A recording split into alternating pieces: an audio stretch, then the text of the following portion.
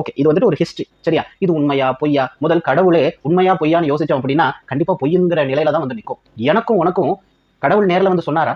நான் இந்த வடிவமா இந்த மதத்துல இருக்கேன்னு சொன்னாரா? இல்ல. யாரோ ஒருத்தர் சொன்னார். அவர் நம்முடைய முன்னோர்களாக இருக்கலாம், அவர் புனிதராக இருக்கலாம், எப்படியும் அதன் வழியில் ஏற்றுக்கொண்டு நம்பிக்கொண்டு வாழக்கூடிய நாம் ஆத்திகவாதிகள்.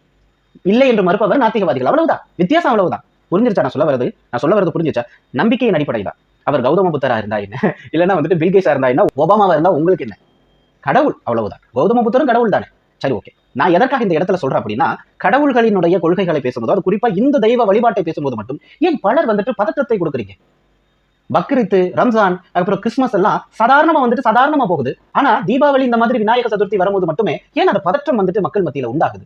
இந்த பதற்றத்தை ஏற்படுத்துபவர்கள் வேற யாரும் கிடையாது, இந்துக்களில் சிலர்கள் தான். அண்ணன் தோல் திருமாவளவன் அவர்கள் இந்த வாதத்தை எடுத்து வைக்கும்போது இன்னைக்கு நிறைய பேர் அது சம்பந்தப்பட்ட பல இதுக்கு முன்னாடி எடுத்த படங்களை எல்லாம் போட்டு வருகிறார்கள், பார்க்கப்படுகிறது. அதையெல்லாம் பார்க்கும்போது எனக்கு என்ன மனசார தோணுச்சு அப்படின்னா, இது தேவையில்லாதது அப்படிங்கிற மாதிரி தோணுச்சு. ஏன் அப்படின்னா, கடவுளுடைய நம்பிக்கையாளர்களை நீங்கள் துன்புறுத்துவது அவ்வளவு நல்லது இல்லை. அவங்களுடைய மனசாட்சியை கொஞ்சம் பாருங்க.